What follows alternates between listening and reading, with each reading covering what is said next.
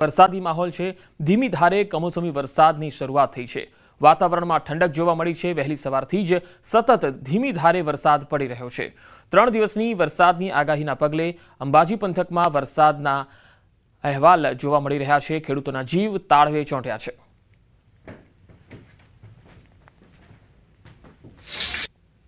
અરબી સમુદ્રમાં ડિપ્રેશન સક્રિય થતાં જ ગુજરાતના વાતાવરણમાં ચેન્જીસ જોવા મળી રહ્યા છે। ગુજરાતના અનેક એવા જિલ્લાઓ છે જેમાં છેલ્લા 24 કલાકમાં વરસાદ છે તે નોંધાયો છે। તો સાથે જ અમદાવાદ શહેરમાં પણ જે કહી શકાય કે વહેલી સવારથી જે ઝરમર વરસાદ છે તે હાલ નોંધાઈ રહ્યો છે। તેના જ કારણે વાતાવરણ આહલાદક બન્યું છે ને કદાચ એક માઉન્ટ આબુ અથવા જે કહી શકાય કે પર્વતીય જે માહોલ હોય છે તે પ્રકારનો જોવા મળી રહ્યો છું। આપણે જે દ્રશ્યો બતાવી રહ્યો છું અમદાવાદના એસજી હાઈવે જોઈ શકો છો કે એસજી હાઈવે આખો અહીં ભીંજાઈ ગયો છે કારણ કે ઝરમર વરસાદ અવિરત છે તે અમદાવાદ શહેરમાં વહેલી સવારથી જ વરસી રહ્યો છે અને એક વાતાવરણ છે તે એક આહલાદક અહીં બની ગયું છે। તો સાથે જ વેધર વિભાગે અનુમાન લગાડ્યું છે કે આગામી 4 દિવસ હજુ પણ વરસાદની આગાહી છે ગુજરાતના અનેક જિલ્લાઓમાં રહેવાની છે। ખાસ કરીને સૌરાષ્ટ્ર અને દક્ષિણ ગુજરાત છે તેમાં ભારેથી અતિ ભારે વરસાદ છે તે થઈ શકે છે અને આ વરસાદ છે તે ખેડૂતોની ચિંતા ચોક્કસપણે વધારી રહ્યો છે કારણ કે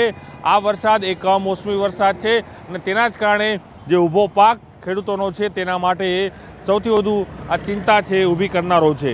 તો સાથે જ દરિયાકાંઠા જે વિસ્તાર છે તેમાં LC3નું સિગ્નલ છે તે જાહેર કરવામાં આવ્યું છે અને જે વેધરમાં ચેન્જીસ થયું છે તેના કારણે કહી શકાય કે અમદાવાદના જે ટેમ્પરેચર છે જે વાતાવરણ છે ગરમીમાં પણ મોટી રાહત છે તે હાલ મળી છે અને હજુ પણ વેધર વિભાગનું અનુમાન છે કે આ વાતાવરણ છે હજુ પણ આવનારા દિવસોમાં ગુજરાતમાં જોવા મળશે। તો સાથે જ હવામાન નિષ્ણાંત અંબાલાલ પટેલે પણ આગાહી કરી છે કે ગુજરાતની અંદર અનેક એવા જિલ્લાઓ હશે કે જેમાં કમોસમી વરસાદ થશે તેના કારણે ખેડૂતોમાં ચિંતા છે વધશે અને ઊભો ખેડૂતનો પાક છે તેમાં મોટું નુકસાન છે તે થવાની ભીતિ છે તે આ વરસાદે અહીં સેવી રહ્યું છે। તો પરંતુ અમદાવાદ જેવા મોટા શહેરની અંદર પણ વહેલી સવારથી જ જે કહી શકાય કે ઝરમર વરસાદ છે શહેરના અનેક વિસ્તારોમાં પડી રહ્યો છે અને તેના જ કારણે વાતાવરણ આહલાદક બન્યું છે। તો સાથે જ રસ્તાઓ છે ભીંજાયા છે અને આજે કહી શકાય કે માર્કેટ ખુલવાનો દિવસ છે કારણ કે